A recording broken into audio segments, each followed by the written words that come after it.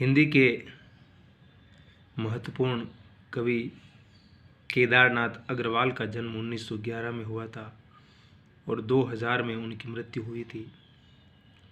काफ़ी लंबा जीवन जिया।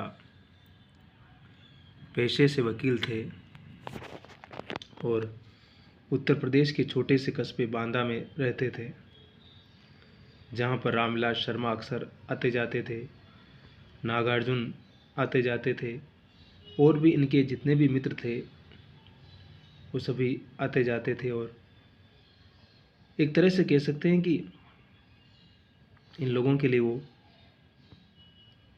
जगह जैसे किसी साहित्यिक विमर्श की जगह हुआ करती थी। और निराला भी वहाँ कई बार गए थे और वहाँ पास में नदी बहती है, उसका नाम है के नदी।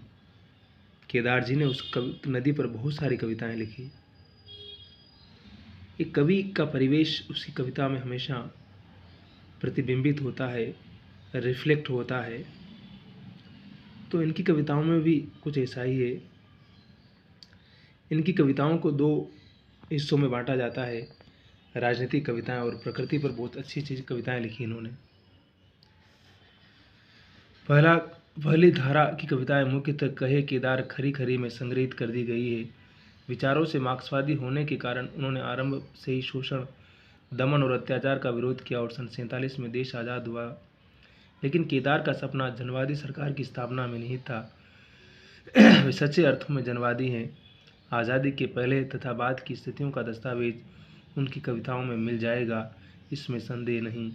प्रगतिवादी कवियों ने दस्तावेजी कविताएं काफ़ी संख्या में लिखी है। दस्तावेजी मतलब फैक्चुअल कह सकते हैं कि बहुत सारे तथ्य जिनके माध्यम से हम जैसे इतिहास पढ़ते हैं ना, इतिहास में फैक्ट होते हैं, उसी प्रकार से कविता में भी, गद्य में भी आप फैक्ट डाल करके उस कविता को महत्वपूर्ण बना सकते हैं। इन कविताओं के बारे में बराबर प्रश्न चिन्ह लगाया जाता रहा और जब भी लगाया जाता रहा है, लेकिन आश्चर्य तो तब होता है जब वक्तव्य में कविता और कविता में रूपवाद देखा जाता है। कहा जाता है कि उनकी राजनीतिक कविताएं ही असली जनवादी कविताएं हैं। प्रकृति और प्रेम संबंधी कविताओं पर रूपवाद का प्रभाव है। रूपवाद क्या है कि सिर्फ बाहरी सौंदर्य का वर्णन किया है, अंदर कोई भाव कुछ नहीं है। इसे कहते हैं ना, स्त्री की देह का वर्णन करना, उसकी शारीरिक सौंदर्य को बार बार चित्रित करना, लेकिन भीतर के उसके मूल्यबोध पर ध्यान न देना, तो ये बाहर का रूपवाद है। इस तरह के सरलीकरण से केदार की कविताओं का मूल्यांकन गड्ढमड्ढ हो जाता है। प्रकृति और प्रेम की कविताओं को सूक्ष्म दृष्टि से देखने पर उन पर कवि की वैशिष्ट दृष्टि का प्रभाव अवश्य परिलक्षित होता है। राजनीतिक कविताओं में सपाट बात बयानी ज़्यादा है। क्या कहते हैं देखिए कविताओं में कि काटो काटो कर भी काटो, मारो मारो हंसिया हंसा, हिंसा और अहिंसा क्या है जीवन से बढ़कर हिंसा क्या है, जीवन से बढ़कर हिंसा क्या है।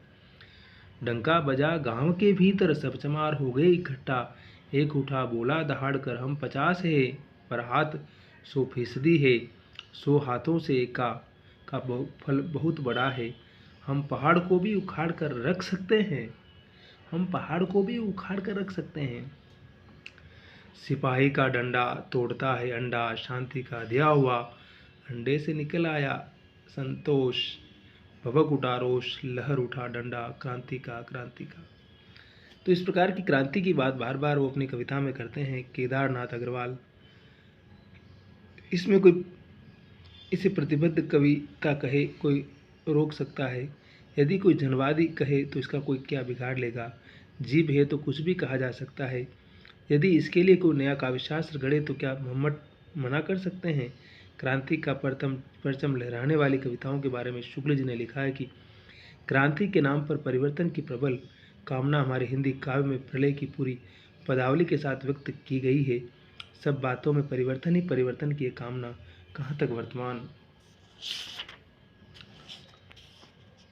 परिवर्तन के स्वतंत्र पर्यालोचन का परिणाम है और कहाँ तक अनुव्रत है, नहीं कहा जा सकता। कह रहे हैं कि प्रगतिशील लोग बार बार परिवर्तन चिल्लाते रहते हैं। कैसा परिवर्तन करना, क्या परिवर्तन करना है, उसके पीछे का आधार क्या है, इसके बारे में कोई बात नहीं करता है। हिंदी के महत्वपूर्ण कवि आगे मुक्तिबोध, गजानन माधव मुक्तिबोध। क्या नाम है उनका? गजानन माधव मुक्तिबोध। ब्रह्म राक्षस जैसी कविता और कहानी लिखने वाले कवि। अंधेरे में कविता के कृष्णाकार। मुक्ति की बोध के बारे में केदार का विचार है कि उन्होंने जनतांत्रिक चेतना का मार्ग प्रशस्त नहीं किया। क्या जनतंत्र के नाम जाप से उसका मार्ग प्रशस्त हो जाएगा? केदार की राजनीतिक कविताओं की कमजोरी यही है कि उन्होंने मन मंथन नहीं किया, मन में कोई द्वंद्व नहीं, क्रांति का मार्ग में कोई अवरोध नहीं। जब चाहा जैसे चाहा क्रांति की नकेल पकड़कर ले आ दिया गया। 1976 में उन्होंने आज का लेखन में कहा था कि आज का लेखन आग के अंगूठों की क्रांतिकारी कतार का बंदूक मार लेखन है। क्या कहा? बंदूक मार लेखन है। ये हिंदी के जो बड़े कवि एक और है आलोक धनवा, उनकी कविताओं में भी बार बार इस बात की बात होती है। जो आजकल पटना में रहते हैं अपनी माशूका से अलग, उनकी कहानी क्या है, उनकी क्रांति कहाँ से कहाँ तक पहुँची, ये जब उनका बैकग्राउंड पता करेंगे तो क्रांति का पता चल जाएगा आपको। तो ये सब अलग बहस का विषय है, प्रगतिशील और प्रयोगवादी कविता और हिंदी की जो एक वर्चस्वशाली दुनिया है उसमें किसने कहाँ अपनी दुकानदारी को खड़ा किया, कौन कहाँ नौकरियां लगवाता है, कौन कहाँ नौकरियों से बाहर निकलवाता है, किसकी अप्रोच कहाँ से कहाँ तक है, ये सब अलग विषय बहस का विषय है। अभी हम सिर्फ केदार जी की कविता और केदार जी की राजनीतिक कविताओं की कमजोरी पर बच्चन सिंह कहते हैं कि क्रांति हवा में नहीं होती है, और जहाँ क्रांतियाँ हुई है उन पर कितने सारे सवाल लगे और वो समाज में कितना परिवर्तन उन्होंने किया नहीं किया, वो सब अलग विचार और विमर्श का तकाजा रखता है। लेकिन केदार जी की जो प्राकृतिक की जो सुंदर की प्राकृतिक सौंदर्य पर जो उन्होंने लिखा, प्रेम कविताएं बड़ी अद्भुत है, उनको पढ़ा जाना चाहिए, उनको समझा जाना चाहिए।